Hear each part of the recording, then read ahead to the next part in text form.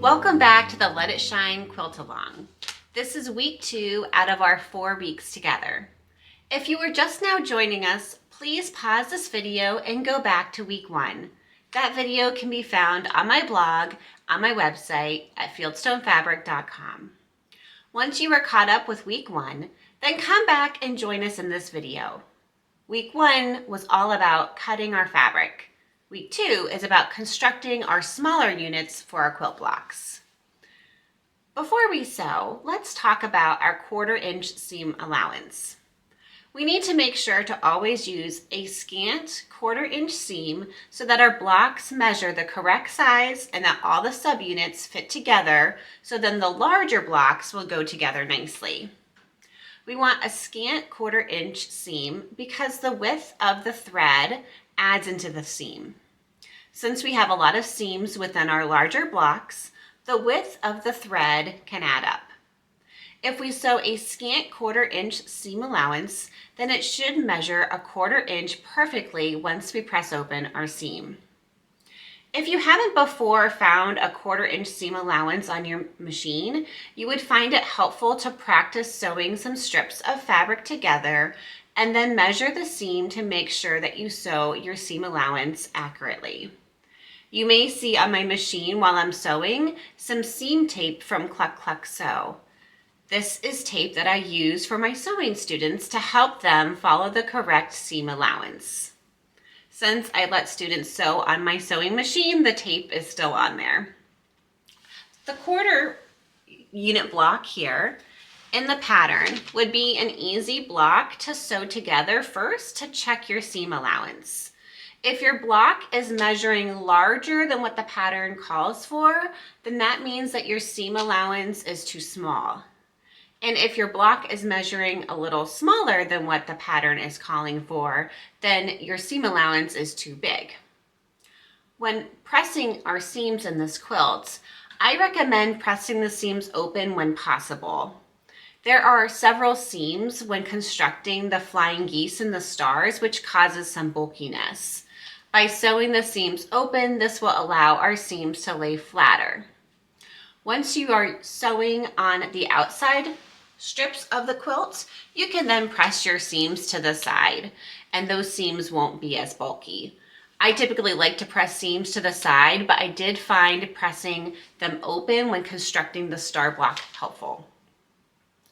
Before we start sewing, I also recommend that you make a fabric swatch chart to help keep your fabrics organized. I found this very helpful while making my scrappy quilt version to make sure that I was matching the right fabric pieces together.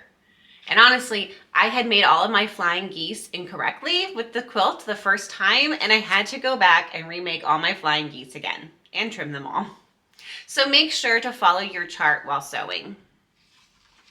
This chart is a free printable that's available on the week 1 blog post that's on my blog. I do have 5 blocks laid out and all the different fabric pieces that I need. I'm making 10 blocks total, so I'm doubling each of these blocks that I'm making, and I'm going to have 1 extra block left over since I only need 9 blocks in my throw size quilt. And it was helpful because when we're putting together pieces E and F, then I can look at my chart and see what 2 fabrics I need to grab to sew for each of my blocks. And this also helped with chain piecing, which we're going to talk about next. So when we are chain piecing in this quilt, that is helpful when we are constructing all of the same subunits for our blocks, and that will also help save some time. Before starting each subunit, I use my fabric chart and I match together the fabrics that I need. Then I went through and sewed all those pieces together at the same time. By feeding through piece after piece on my sewing machine, the sewing machine will sew them into a chain with the thread connecting each block. This helps prevent long tails of thread, which then saves you money on buying thread in the future. I then snip apart each of those pieces before I press the seams. The subunits that we're going to be making this week are flying geese blocks, 1/4 square triangle blocks, corner units, and inner units. That seems like a lot of different blocks to be making this week, but I believe that you can do it, and it will help us next week as we start putting all those blocks together. First, we'll make the flying geese block. As you can see, I sorted my fabrics using my fabric swatch chart. Mark a line corner to corner on the wrong side of all fabric C pieces. Then take 2 fabric C pieces and place them right sides together on fabric B. Sew a 1/4 inch away on both sides of the drawn line. This is when I chain piece with the sewing machine by efficiently feeding through piece after piece. Cut on the drawn line so you'll have 2 pieces. Press the fabric C pieces back. Then take another fabric C piece and place it right sides together to fabric B in the corner. Sew on the marked line a 1/4 inch away from both sides. Again, cut on the drawn line. Press the fabric C piece back.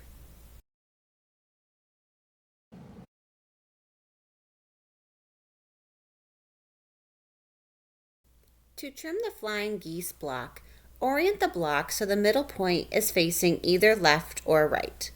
Align the ruler so the point is at the 1/4 inch line. Go ahead and trim. Then cut it at the 2.5 inch mark at the other side. Then orient the block so the middle point is facing up. Align the point at 2.25 inches and trim it to measure 4.5 inches wide. Continue until you've made all of your flying geese blocks.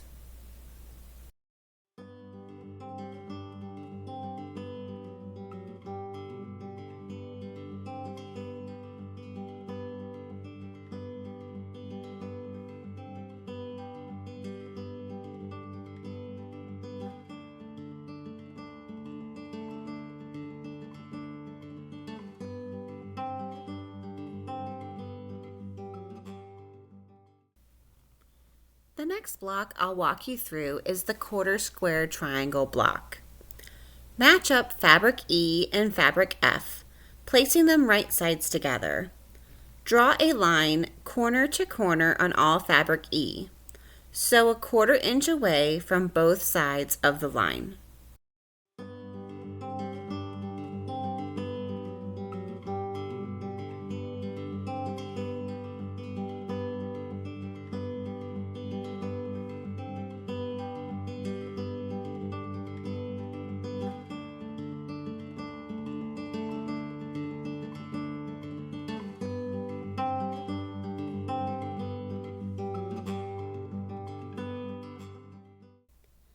Cut on the drawn line so there are 2 half-square triangles.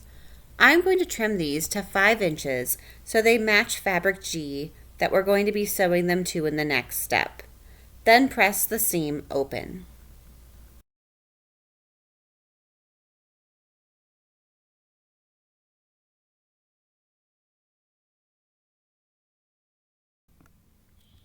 On the wrong side of this unit, draw a line corner to corner and also perpendicular to the seam. I accidentally drew my line on fabric G, but it still gave me the same result as long as I had fabric G oriented correctly with the half square triangle. Now you're going to sew a 1/4 inch from the drawn line on both sides. Then you will cut on the drawn line again and press your seams open.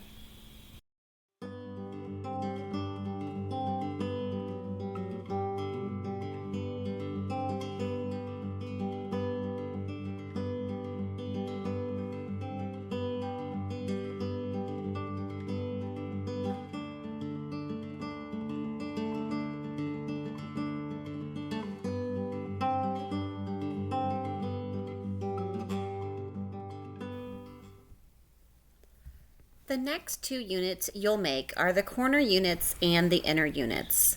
Both of these units are described well in the pattern and don't need any special clarification here.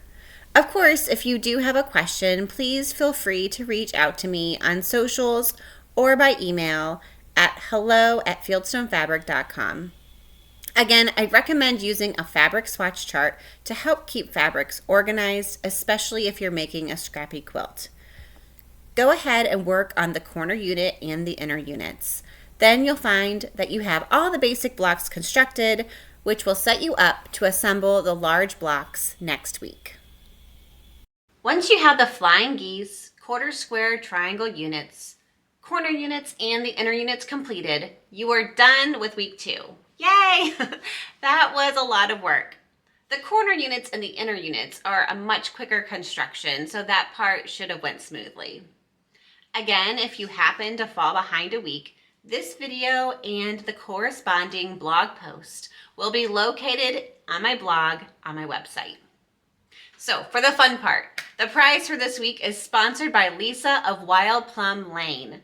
Lisa has generously donated a PDF version of her life and quilt planner and a PDF of one of her quilt patterns. I've used Lisa's planner before and it is amazing. So to enter for this prize, share any progress photos from this week on Instagram. Make sure to tag me at fieldstone.fabric and use the hashtags #LetItShineQuilts and #LetItShineQAL so I can gather the entries. You'll need to enter before next week for week 3. The winner will be announced in the blog post next week. Thanks for tuning in, and I can't wait to see you again soon.